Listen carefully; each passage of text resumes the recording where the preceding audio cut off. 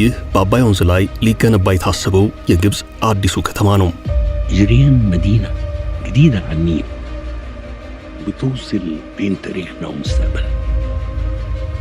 ግብጽ የገዘፈ ማንነቴን አሳይበታል ያለችው አባይን የተንተራሰ ግዙፍ ከተማ ነው። هذا الشجر حاضر لو ما فيش خاطر عشان النيل نعمل نميل ከሞይን ደጃፍ ሞፈር ይቆረጣል እንደሚባለው ግብጽ የዓለም ረጅሙን ወንዝ ያለማንም ጠያቂ የተንበሻበሸችበት ነው። The Nile River, estimated at over 4100 miles long. የግብጽ የናይል ከተማም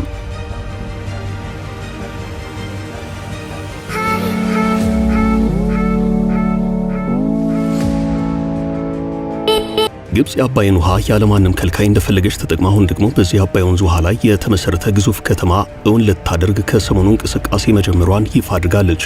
ይህ መረጃ የወጣው በሮይተርስ የዜና ወኪል በኩል ነው። ግብጽ ይህንን መረጃ ይፋ ያደረገችው ኢትዮጵያን ጨምሮ የተፋሰሱ ሀገራት ውሃውን በፍትሃዊ መንገድ መጠቀም አለብን እያሉ ባለበት ሁናቴ ነው። ካይሮ ግን ጊዜ የለኝም፣ ስራ ላይ ነኝ፣ በአባይ ውሃ ዙሪያ ጆሮ የለኝም ያለች ይመስላል። ይህም አዲሱ በናይል ውሃ ታሳቢነት ይገነባል የተባለው ግዙፍ ከተማ ግብጽ ድርሻዬ ነው በማለት ከምትጠቀመው የአባይ ወይንም የናይል ውሃ ውስጥ 7% የሚያህለውን የሚወስድ ነው። አዲሱ ከተማ ዘመናዊ ከተማ ግብርናን ጨምሮ በርካታ ጉዳዮችን የያዘ ነው። በዚህም የአባይ ውሃ እጅግ ዘመናዊ በተባለለት ቱቦ ወይንም ካናል ተጠልፎ ጉዞውን ወደ አዲሱ ከተማ የሚያደርግ ይሆናል። ከዚሁ የግብጽ አዲስ ከተማ ምስረታ ጋር በተያያዘ መረጃውን ይፋ ያደርገው ሮይተርስ የዜና ወኪል የዚሁ አዲስ ከተማ ግንባታ ዋነኛ ዓላማ በተወሰኑ ከተሞች ተፋፍቆ የሚኖረውን የግብጽ ሕዝብ ጥግግቱን ወይንም ፖፑሌሽን ዴንሲቲውን መቀነስ ነው። ሆኖም የግብጽ 90% የሚሆኑ ግዛት በረሃማ በመሆኑ ከከተሞች መስፋፋት ጋር በተያያዘ ውሃ የግድ አስፈላጊ ነው። ለዚህ ደግሞ ብቸኛው መፍትሄ ሆኖ የታየው የአባይ ውሃ ነው። ይህች አዲሲቷ የአባይ ውሃን ትጠቀማለች የተባለችው ከተማ በአባይ ላይ ተመስርታ በአባይ ላይ ታብባለች ተብሏል። የከተማዋ ስያሜ ጅሬን ይባላል።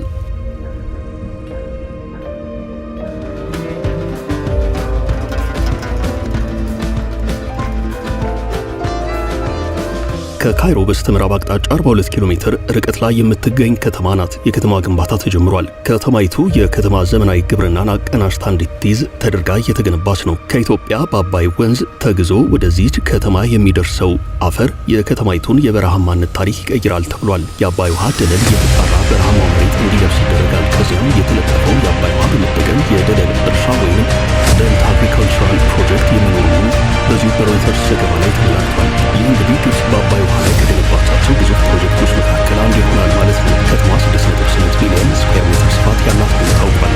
አባይን እያመነጩ ወደ ግብጽ ከሚልኩት 10 ሀገራት መካከል እንደ ግብጽ በውሃው እንደፈለገ የተዘመነ የተጠቀም የለም። ግብጽ በዚያ መጠን ደግሞ ሌሎች የተፋሰሱ ሀገራት የድርሻቸውን ውሃ እንዳይጠቀሙ አበቃልኝ ያለቀልኝ ህልውና አደጋ ላይ ወደቀ ብሔራዊ ጥቅም ተነካ በማለት የማታስበው ጥረት የለም፣ የማትደነቀው ድግ የለም።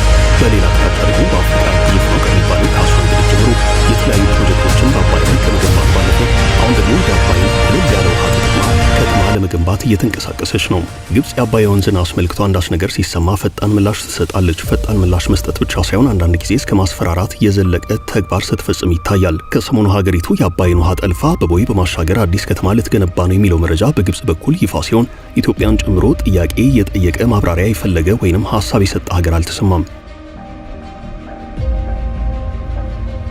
በዚሁ የአባይ ተፋሰስ ውስጥ ግብጽን ኢትዮጵያን ጨምሮ 10 የአፍሪካ ሀገራት ቢኖሩም አንዳች የተባለ ነገር የለም። ምናልባት ከዚህ በኋላ አዲስ ነገር ሊኖር ይችላል።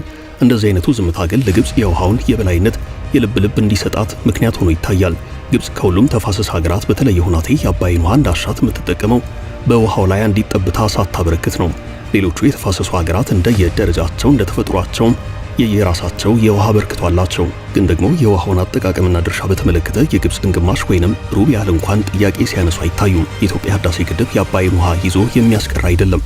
ግድቡ ኤሌክትሪክ ባመነጨ ቁጥር ውሃው ሙሉ ለሙሉ ወደ ታችኞቹ ተፋሰስ ሀገራት ማለትም ወደ ሱዳንና ግብጽ ይሄዳል። ግድቡ ኃይል እንዲያመነጭ ካስፈለገ ማለትም ሃይድሮኤሌክትሪክ ፓወር ከግድቡ እንዲገኝ ካስፈለገ ተርባይኖቹ ወይንም የኃይል መዘውራን ተከትሎ በግድብ ተወስኖ የቆየ ውሃ በተርባይኖቹ በኩል ሲያልፍ ነው ኃይል ሊመነጭ የሚችለው። ይህ እያለፈ የሚሄደው ውሃ ዞሮ ዞሮ መዳረሻው ግብጽ ነው። የኢትዮጵያ ግድብ የመስኖ ግድብ ቢሆን ኖሮ ግድቡ ውስጥ ያለው ውሃ የትም ሳይሄድ ኢትዮጵያ ምድር ላይ ጥቅም ላይ በዋለ ነበርም። እስካሁን ባለው ሁናቴ ግን ኢትዮጵያ እንደዚህ አይነት ግድብ ሊኖራት አልቻለም፣ በአባይ ወንዝ ላይ ማለት ነው። ግብጽ ህዳሴው ግድብ የኤሌክትሪክ ኃይልን እያመነጨ ውሃውን ሙሉ ለሙሉ የሚለቅ መሆኑን አሳምራ ብታውቅም ግድቡ ይጎዳኛል በሚል ግን ኢትዮጵያን በ10 ዓመት ድርድር ስትሞግት ቆይታለች። ይህ የሙግት ምዕራፍ ዛሬም ድረስ የተዘጋ አይደለም። ግብጽ በዚህ ደረጃ ኢትዮጵያን ለዓመታት የሞገተችው ግድቡ እንደማይጎዳት እያወቀች ብቻ ሳይሆን ኢትዮጵያ ወደ ግብጽ የሚደርሰው 80 በመቶ የውሃው ባለቤት መሆኗን እያወቀች ጭምር ነው። ይህ ለኢትዮጵያ ንቀትም ጭምር ሆኖ የሚታይ ቢሆንም በኢትዮጵያ በኩል እስከዛሬ ድረስ የግብጽ የአባይን ውሃ የበላይነት እብሪት የሚሰብር ስራ አልተሰራም። የህዳሴው ግድብ ውሃውን መልሶ ለግብጽ የሚለቅ በመሆኑ ለኢትዮጵያ ቢጠቅምም ለግብጽ ግን ስጋት የሚሆን አይደለም። ግብጽ በግዛቴ የደረሰውን የአባይ ውሃ በግዛቴ እንደፈለግኩ አድርጌ በማሽከርከር እጠቀምበታለሁ ያለች ነው። አዲስ ከተማ ሳይቀር የምመሰርተው ይህንን ውሃ በመጠቀም ጭምር ነው ያለች በአደባባይ ስትናገር፣ ይህ ጉዳይ ተገልብጦ ፕሮጀክቱ ኢትዮጵያ ውስጥ ቢሆን ኖሮ ደግሞ የግብጽ ያዙኝ ልቀቁኝ የት እንደሚደርስ መገመት አያስቸግርም። የግብጹ ሚኒስትር ለናይል ቤዝን ኢኒሺየቲቭ አዲስ አበባ የተገኙ የተፋሰሱ ሀገራት ሚኒስትሮች ወደ ህዳሴው ግድብ በመሄድ ጉብኝት ማድረግ የለባቸውም በማለት ከበድ ያለ ማሳሰቢያ እስከ መስጠት ደርሰው ነበረም። ማስጠንቀቂያው ደግሞ ካልፈለጋቸው ከዚህ የተፋሰሱ ሀገራት ህብረት እወጣለሁ የሚል ማስጠንቀቂያ ያለው ነው። ኢትዮጵያ፣ ግብጽ፣ ሱዳን፣ ኬንያ፣ ዩጋንዳ፣ ሩዋንዳ፣ ቡሩንዲ፣ ዛምቢያ፣ ዴሞክራቲክ ሪፐብሊክ ኦፍ ኮንጎ፣ ደቡብ ሱዳን የተፋሰሱ ሀገራት ናቸው። ከተፋሰሱ ሀገራት መካከል ውሃውን በብቸኝነት ተከፋፍለው ባለቤተኛንን እያሉ ያሉ ሀገራት ግብጽና ሱዳን ብቻ ናቸው። የሱዳን ጉዳይ ለስሙ ነው።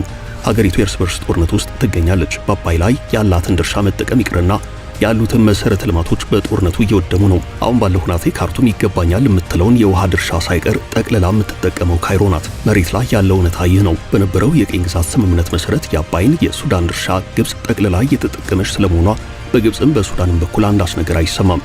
ግብጽ በዚህ ደረጃ ራሷን በአባይ ወንዝ ላይ አመቻችታ እየተዝናናች ነው። የወንዙ አለቃ እኔ ነኝ ባይ ናት። የተፋሰሱ ሀገራት አንድም በወንዙ ላይ ከፍ ያለ ፕሮጀክት ሊያስገነባ የሚችል የፋይናንስ አቅም የላቸውም ወይንም ቁርጠኝነቱ ይጎድላቸዋል።